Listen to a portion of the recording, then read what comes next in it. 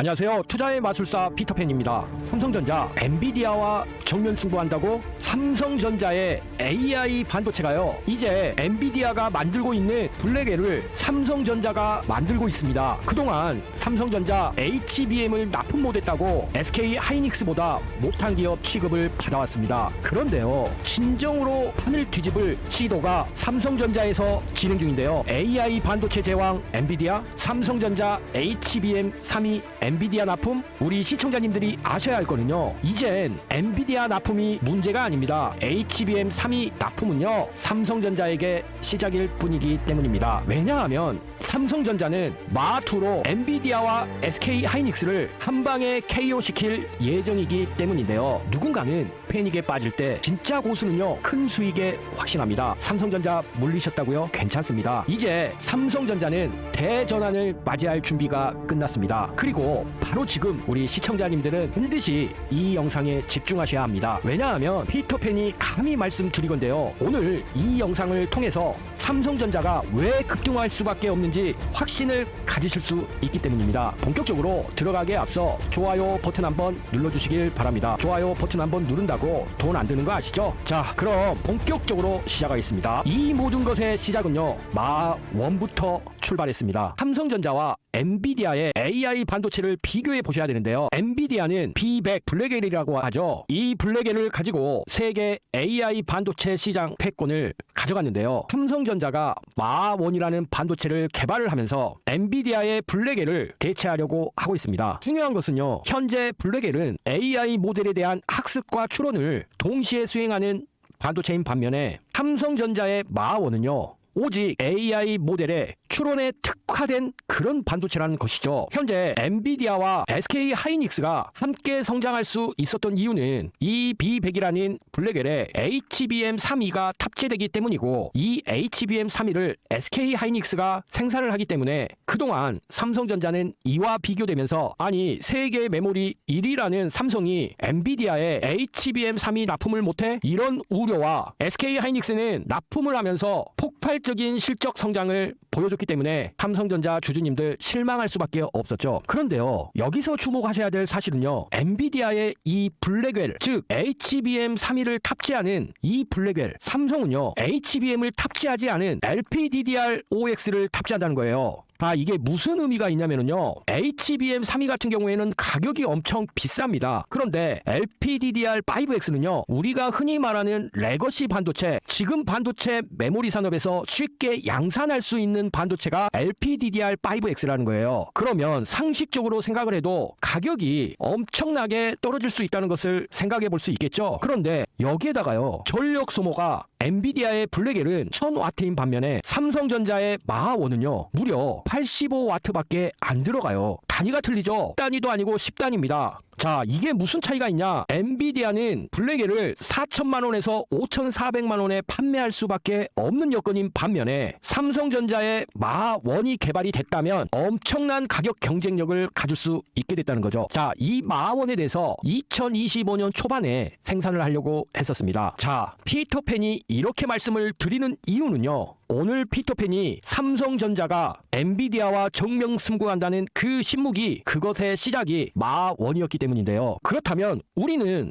이런 성능 비교를 통해서 좀 더 엔비디아의 블랙웰과 삼성전자의 마1에 대해서 장단점을 알고 가야 합니다. 앞서 보셨듯이 엔비디아의 블랙웰보다 마1은요 가격과 전력 효율이 경쟁력의 핵심이 될 수밖에 없는 제품이죠. 그래서 시장은요, 이 블랙웰 대비 마1의 가격이 무려 10분의 1 수준인 500만원일 것이다 라고 전망을 했습니다. 이게 왜 중요할까요? 지금 트럼프 대통령도 취임하자마자 AI 인프라 사업에 700조를 투자할 것이다. 옆에 소프트뱅크의 손정희 회장과 AI CEO인 샘 알트먼까지 동원을 한 데다가 중동 자금까지 투자를 받아서 700조 원의 AI 인프라를 구축하겠다고 말을 했었잖아요. 결국 AI 인프라 구축은요, AI 시대의 패권을 누가 갖느냐의 문제로 귀결이 된다는 것이에요. 그러면 모든 글로벌 빅테크 기업들 AI만 개발하면 뭐 하겠습니까? 활용을 해서 돈을 벌려면 AI 인프라를 구축해야 되는데, 자, 엔비디아 제품의 10분의 1 정도 수준의 가격으로 AI 가속기, 특히 추론에 특화된 가속기를 구할 수 있다면 글로벌 빅테크들 어디를 선택할 수밖에 없겠습니까? 이 부분에서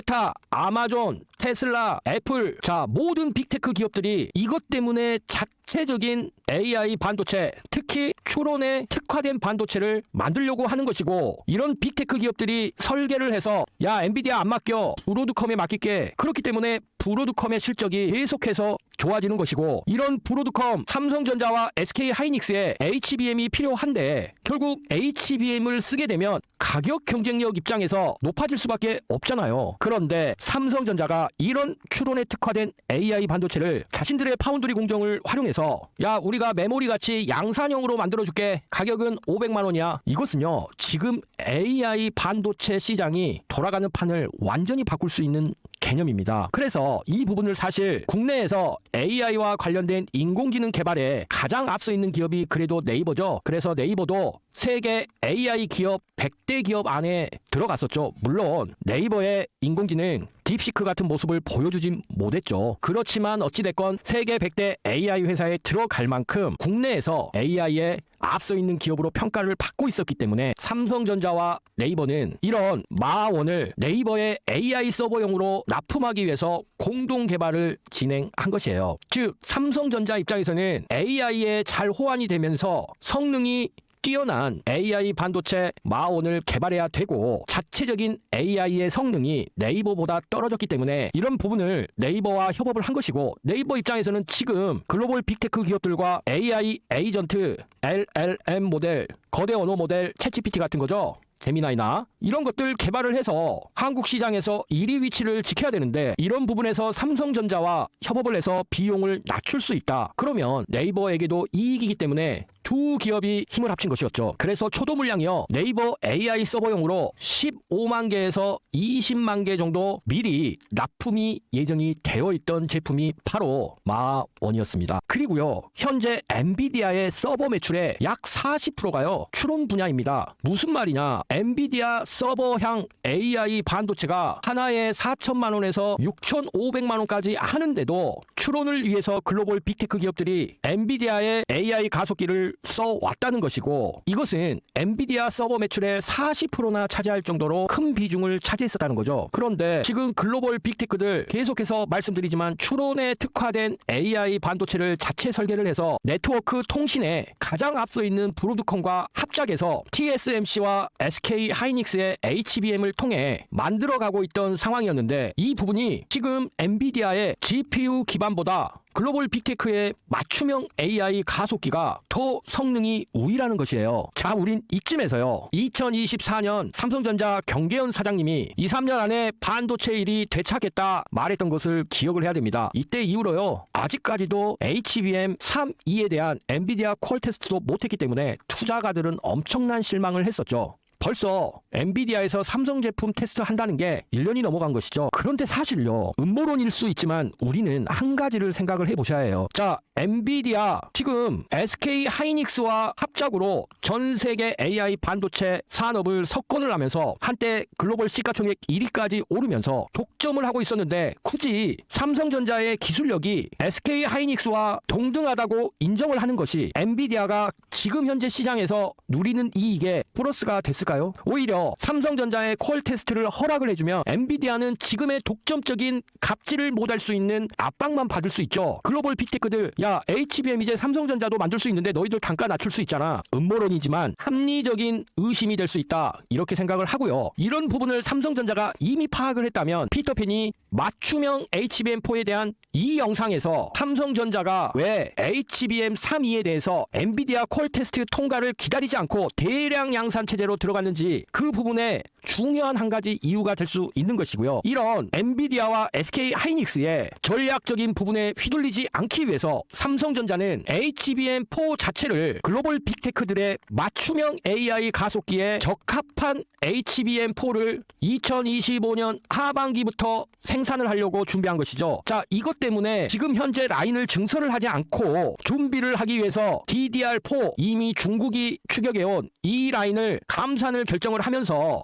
마이그레이션, 즉 공정 전환 이 부분 했다고 피터팬이 DDR4 감산해서 쫄지 마라 이렇게 말씀도 드렸었죠. 그렇기 때문에 지금 시점에서 놓고 보면 경계원 사장의 2, 3년 안에 반도체 일이 되찾겠다 이 말을 근거가 없는 말로 취급하시면 안 된다는 거예요. 즉 삼성전자의 마1에 대해서 야 삼성 너희들이 무슨 기술이 있다고 엔비디아가 지금 장악한 AI 가속기 시장을 넘보려고 그래. 그렇게 생각하지 마시라는 겁니다. AI 시대가 이제 시작이 됐어요. 그리고요 엔비디아도 지금 딥시크 때문에 너무나 빨리 글로벌 빅테크들이 추론에 집중하다 보니 준비가 덜 된 상태에서 독점적인 꿀만 빨다가 삼성전자에서 추론에 특화된 양산형 AI 가속기를 만들려고 하니 엔비디아 이제 큰일 났다고 피터팬은 판단합니다. 삼성전자는 이미요 마1에 대해서 4나노 공정 검토하고 개발 인력을 충원을 했습니다. 다만 시장 역시 또 실망한 사건이 있었어요. 네이버에서 AI 반도체 마1을 같이 개발하기로 했다가 작년 9월 말경에 네이버와 협업을 중단한다. 이런 소식이 전해진 거죠. 당연히 시장은 또 한 번 실망할 수밖에 없었는데요. 네이버와 삼성전자의 마1에 대한 개발 타임라인을 보시면 2022년 12월부터입니다. 그리고 2024년 3월 19일 날 AGI 컴퓨팅 랩 신설을 발표를 했고요.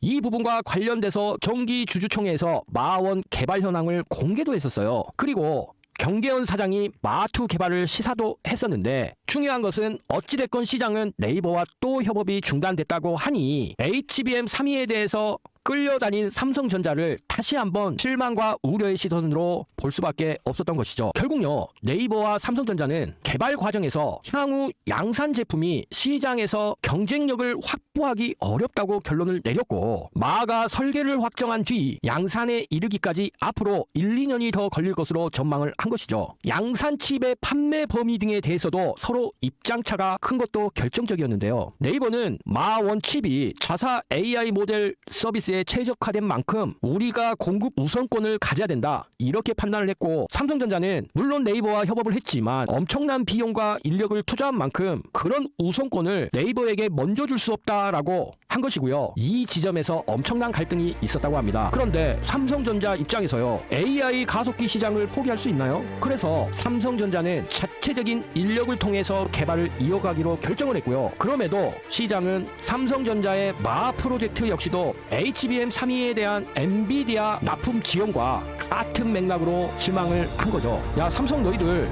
반도체 설계 경쟁력 있어? 이런 의문을 던진 것이죠. 그런데요 실망하지 마십시오. 삼성전자 다시 한번 반도체 패권을 가지고 올 수 있는 마2가 조만간 세상을 깜짝 놀라게 할 것이니까요. 믿지 않으신다고요? 자, 그 부분 지금부터 피터팬이 명쾌하게 분석해 드리도록 하겠습니다. 경계원 사장이요 삼성전자 마2 개발 착수했다 이미 공식적으로 발표를 했는데요. 작년 5월 1일에 마2 개발을 시작을 했습니다. 피터팬이 5월 1일을 말씀드리냐면요 네이버하고 협업이 중단됐을 때 이런 말을 했잖아요. 마가 설계를 확정한 뒤 양산에 이르기까지는 앞으로도 1에서 2년이 더 걸릴 것으로 전망을 한다. 즉 1년 후부터는 양산에 이를 수 있는 수준까지 현재 왔지만 네이버와 협업을 안 하겠다 이거였잖아요. 그런데 지금이 언제입니까? 지금 1년여 동안 계속해서 개발이 진행됐다. 스케줄을 좀 생각을 해주시고요. 당시에 마1은 여러 알고리즘을 활용해서 메모리와 GPU 간 병목을 8분의 1로 줄이고 전력 효율을 8배 높이는 것을 목표로 했기 때문에 마2 역시도 마1의 강점인 가성비 우위 전략을 유지를 하면서 삼성전자는 마1과 마찬가지로 고대역폭 메모리인 HBM을 쓰지 않고 전력 더블데이 레이트라는 LPDDR을 활용을 해서 이 LPDDR이 결국에는 양산형 레거시 반도체에 속한다. 저렴하게 공급이 가능한 반도체다. 이렇게 생각을 하셔야 되고요. 절반 수준의 전력으로도 엔비디아의 GPU와 비슷한 성능을 구현이 가능하다. 이런 목표로 마2를 개발을 했다는 것이고 이재용 회장의 사법 리스크가 벗어나자마자 샘 알트먼이 방문을 했었죠. 그리고 손정희 회장까지 방문을 해서 이재용 회장과 3자 회담을 가졌었는데요. 방문한 건 왜겠어요? 샘 알트먼 회장과 손정희 회장 트럼프 대통령과 700조 투자된다는 AI 인프라 구축하기로 했었는데 이 인프라에서 삼성전자의 마2가 납품이 되면 AI 인프라 구축이 엄청나게 잘 될 수 있잖아요. 여기다가 삼성전자는 HBM뿐만이 아니고 기존의 D램과 낸드의 최강자 아니겠습니까? 즉 AI 인프라 결론은 데이터 센터인데 삼성전자를 끼는 것이 중요하죠. 왜 그러겠어요? 샘 알트먼의 오픈 AI가 누구의 지분 투자를 받았어요? 빌 게이츠의 마이크로소프트의 지분 투자를 받았었죠. 그런데 마이크로소프트와 애플, 엔비디아 서로 경쟁 관계죠. 여기다가 엔비디아는 TSMC와 AI 반도체를 협업을 했고 메모리 쪽은 SK 하이닉스가 담당을 한 상태에서 TSMC는 어느 기업을 가장 우선시 여겨요? 애플이죠. 그러면 이 중요한 네트워크에 다른 빅테크 기업들 구글이나 마이크로소프트, 오픈 AI, TSMC에서도 찬밥이고 SK 하이닉스와 엔비디아에도 찬밥인데 이 모든 것을 한 방에 해결해줄 회사가 누구예요? 메모리와 비메모리 영역을 모두 갖고 있는, 즉 메모리 반도체와 파운드리 영역까지 갖고 있는 삼성전자가 해결을 해줄 수 있는데, 이런 삼성전자가 엔비디아의 GPU 기반의 AI 가속기보다 추론에 특화된 AI 가속기를 10분의 1 가격에 전력도 8분의 1이 소모가 되는 그런 걸로 양산을 한다고 하니 샘 알트먼과 손정희 회장, 이재용 회장 만나서 같이 하자 이렇게 할 수밖에 없죠. 이렇게 되면 700조 AI 인프라 구축에서 사실상 삼성전자가 핵심적인 파트너가 될 수밖에 없다는 거예요. 즉 무슨 말입니까? 네이버 필요 없다 이거죠. 왜냐, 삼성전자는 이제 챗 GPT, 오픈 AI의 AI를 통해서 함께 AI 반도체를 만들어갈 수 있다는 거죠. 아무리 딥시크가 충격을 줘도요, 챗 GPT를 기반으로 한 오픈 AI를 이길 수는 없죠. 그저 가성비가 좋다 이것뿐이지. 그런데 삼성전자가 마하2를 개발하는 데 있어서 이제 그 기본 협업 자체가 샘 알트먼의 오픈 AI가 됐다면 여기서 검증되고 개발된 마2는 검증을 넘어서서 전 세계에서 가장 선호하는 AI 가속기가 될 수밖에 없다는 것입니다. 그런데요, 이전 영상에서도 말씀을 드렸지만 구글과 아마존 웹 서비스, 마이크로소프트 등도 자체적인 AI 반도체 개발을 강화하고 있다고 말씀을 드렸잖아요. 그 이유는 이제 학습에서 추론의 영역으로 왔다라고 판단을 하고 여기에 집중하기 위해서 그런다 말씀을 드렸죠. 그러면서 구글 AI 모델 제미나이 훈련을 위해서 TPU 텐서 처리 장치 이미 출시를 했고, 아마존 웹 서비스 트레이니움 2 HBM 3를 기반으로 도입을 했고, 지금 트레이니움 3를 HM4를 기반으로 자체적인 차세대 에이직 반도체를 개발 중이잖아요.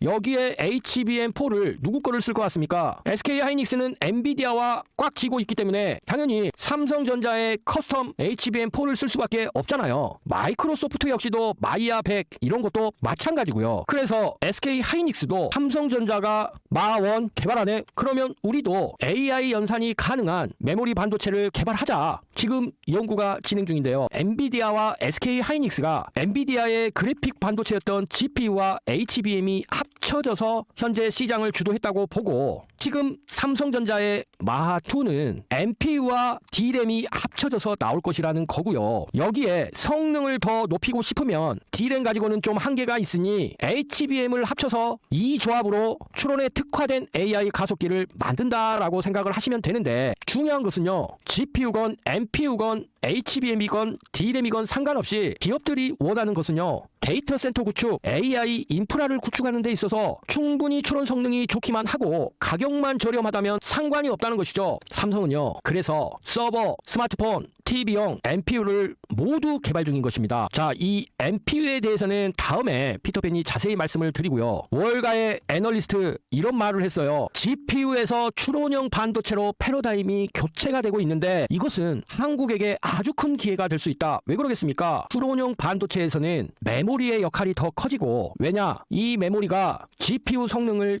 포함시킨 메모리가 될 것인데다가 엔비디아와 SK 하이닉스의 AI 반도체 시대에서 4천만 원에서 6,500만 원을 줘야 살 수 있었던 그런 AI 학습의 영역이 이제는 추론으로 가면서 가성비가 중요해졌다는 것이죠. 그렇기 때문에 한국에 큰 기회가 될 수 있다라고 얘기를 한 것입니다. 최근에 리벨리온과 퓨리오사 AI 등 국내 스타트업이 아주 주목을 받았죠. 메타에서 1조 2천억 줄게 퓨리오사 인수 제안했지만 거절했습니다. 그럼 엔비디아는 바보냐? 엔비디아는 끝이냐? 아니죠. 그러면 엔비디아는 무엇을 하고 있을까요? 엔비디아도 맞춤형 칩을 준비하고 있다는 것입니다. 브로드컴에 대응하기 위해서 에이직 반도체부를 신설을 했고요. ASIC라는 이 단어 어렵지 않다고 말씀드렸죠. 그냥 맞춤형 주문형 반도체다. 무슨 말이냐? 이 ASIC는 엔비디아의 GPU가 아니라 구글, 메타, 아마존 이런 기업들이 설계한 것을 바탕으로 맞춤형으로 다시 한번 설계를 해서 이 부분을 TSMC나 SK 하이닉스나 삼성전자의 반도체와 합쳐서 만드는 것이기 때문에 엔비디아에서도 이 시장이 너무 커지니 브로드컴에게 빼앗겼던 고객들을 다시 한번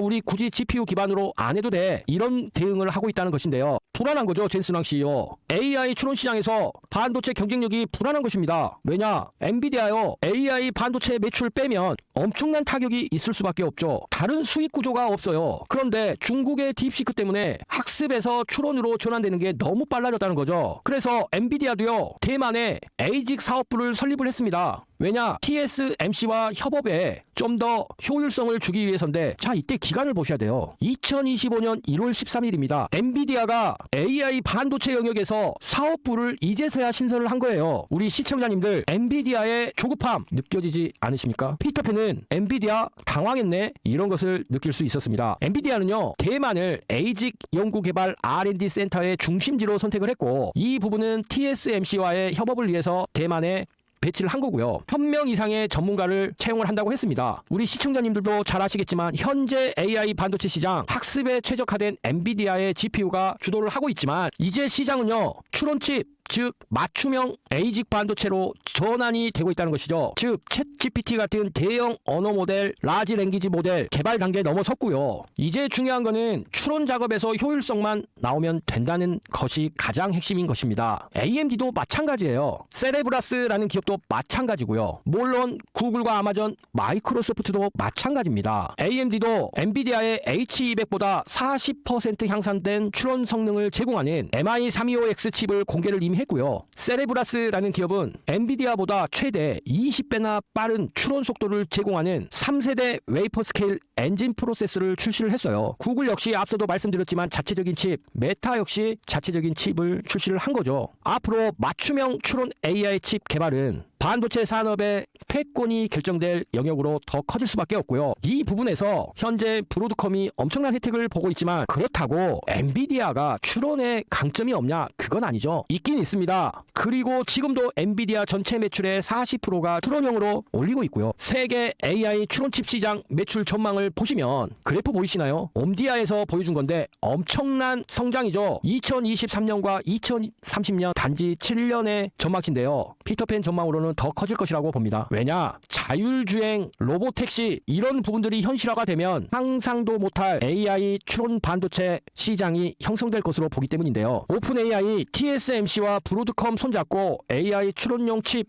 개발한다고 하지만 삼성전자의 역할은요, 이제부터 시작이라고 판단을 하셔야 됩니다. 감산할 수밖에 없었던 삼성과 SK는 이제 4월에도 D램이 22% 가격이 상승하고 낸드도 11% 가격이 상승을 하면서 다시는 무리하게 증설해서 가격을 다운시키지 않는 전략으로 갈 것이기 때문에 엔비디아와 정면 승부하고 있는 삼성전자의 마2의 출시를 반드시 주목을 해야 되며, 마2가 시장에 나타나는 순간 삼성전자는 폭등할 수밖에 없다, 이렇게 생각해 주시길 바라겠습니다. 그렇다면 삼성전자 마2를 넘어선 또 다른 성장 전략은 무엇일까요? 1위를 위한 준비, 7세대 D램, 이것은 과연 무엇일까요? 이 부분을 말씀드리기 전에 우리 시청자님들, 삼성전자를 추가 매수할 수 있는 단기에 더블을 노릴 수 있는 그 종목 피터팬이 말씀드릴 테니까요, 집중, 초집중 해주시면서 보시길 바라겠습니다. 이 종목의 먼저 그래프를 보시면은요, 신규 상장된 이후에 엄청난 하락을 보였습니다. 그 뒤로 여기 보이시는 박스권에 갇혀져 있었는데 지난 12월의 저점 이후로요, 계속해서 저점을 높여주는 모습을 보이고 있죠. 이것은 상방에 있는 박스권 상단선에 대해서 수렴의 형태가 진행이 되면서 이제는 거래량들이 지속적으로 늘어나면서 이평이 정배열이 될 수 있는 환경이 조성됐다는 것이죠. 이런 차트를 가진 이유는요, 너무나 대박이 날 수밖에 없는 소재와 테마를 가지고 있어서 그런 것인데요. 첫 번째로 이런 소식을 눈여겨보셔야 되는데, K-뷰티에 헐리우드 스타들이 빠져있다, 그러면서 관세 전쟁으로 가격이 오르기 전에 먼저 구매를 하라고 미국에서 난리가 난 것인데요. 이것은요, 단순히 일시적인 현상이 아니고 미국에서 화장품 수출 1위로 프랑스를 제친 것이 바로 K-뷰티라는 거예요. 그런데 미국뿐만이 아니라 중요한 것은 중국까지도 지금 K-뷰티에 열광하고 있다는 것입니다. 이 부분에 대한 내용을 좀 살펴보시면요, 3월에 잠정 예정 수출액만 1조 3천억 원 소비가 늘어났고요. 대중 수출이 4개월 만에 반등했고 미국에서는 화장품 수입국 1위에 오른 데다가 독일과 아랍에미리트에서도 존재감을 드러냈다는 거예요. 맞습니다. 오늘 매집이면 매집, 바닥이면 바닥, 온전히 우리 시청자님들이 최소 더블 이상을 먹을 수 있는 이 기업은요, 바로 K뷰티 기업입니다. 더군다나 지금 대선 정국이잖아요. 이런 상황에서 정부에서 금일 11시 30분에 이런 발표를 했어요. K뷰티 글로벌 무역 환경 변화를 기회로 삼아서 더 넓은 글로벌 경제 영토 개척에 나선다고 말이죠. 정부 자료를 보시면은요, 지난해 화장품 수출액이 68억 달러로 역대 최저치를 기록했고 2025년 1분기에도 화장품 수출 실적이 15.3억 달러로 20%가 증가했다는 겁니다. 역대 1분기 최고치를 또 한 번 갱신했다고 하죠. 그런데 이런 상황에서 트럼프를 중심으로 한 미중 관세 전쟁이 일어나니까 우리 K뷰티 기업들이 대미 수출에 어려움을 겪자 정부에서 발벗고 나선 것이에요. 자, 이렇게 내용을 정리를 해보면요, 미국이면 미국, 중국이면 중국, 이제 어느 나라 가릴 것 없이 글로벌의 모든 나라들이 K뷰티에 열광하고 있는 상황인데요. 이 기업이 바로 가격대까지도 아직 급등이 안 나온 상태에서 오랫동안에 횡보한 이후에 급등할 수 있는 조짐이 나왔다는 것이죠. 더군다나 이 기업은요, 98조 중국 시장에서 한한령과 관련된 해제 수혜주이기도 하고요. 실적까지도 2023년 매출과 영업이익이 두 자릿수 성장을 기록했던 데다가 이 회사의 대표 제품인 라스트벨벳 틴트라는 제품과 900만의 선택인 만능 라이너, 그리고 스파츌라 컨실러와 로틴트까지 대체가 불가능한 신선한 아이디어로 가득 찬 이런 제품으로 지금 미국과 중국을 아우르는 엄청난 폭발적인 성장을 하고 있는 기업인 거죠. 이렇게 K뷰티만의 장점을 살리면서 다양한 제품들을 생산하고 있는 이 기업이 지금 우리 시청자님들의 투자를 기다리고 있다, 이렇게 여기셔야 합니다. 즉, 우리 시청자님들이 바닥에서 잡아서 최소 200%를 드실 수 있는 마지막 골든타임에 있는 그런 황제주가 될 수 있는 초입에 있는데요. 아쉽지만 영상에서는 이유는 앞에서 말씀드렸듯이 매수 타점을 잡고 가야 하는데 공개를 해버리면 돈이 몰려서 좋은 가격에 들어갈 수가 없기 때문인데요. 그래서 이 종목이 궁금하신 분들은요, 여기 고정된 댓글에 링크가 하나 있습니다. 이 링크 클릭하셔서 딱 5초만 입장 신청을 하시면은요, 저희가 실시간으로 운영 중인 100% 무료 소통방에서 이와 관련된 종목 이름과 자세한 분석이 곁들여진 리포트까지 제공을 해드리고요. 심지어 매수와 매도에 대한 알람 사인까지 보내드리고 있으니까요. 우리 시청자님들 이 종목 알고 싶으시다면 고정된 댓글에 있는 링크를 클릭하셔서 반드시 입장 신청해 보시길 바라겠습니다. 마지막으로 한 가지만 말씀드릴게요. 이 종목은요, 단순한 급등주가 아닙니다. 정부에서 정책적으로 밀고 있는 K뷰티 주이고요. 이미 다른 뷰티주들은 5배, 10배 올랐는데 아직 바닥권에서 매집만 있는 상태이니까요. 우리 시청자님들 통방에 신청하셔서 반드시 큰 행운 꼭 잡기를 바라겠습니다. 오늘도 긴 영상 시청해 주셔서 감사합니다.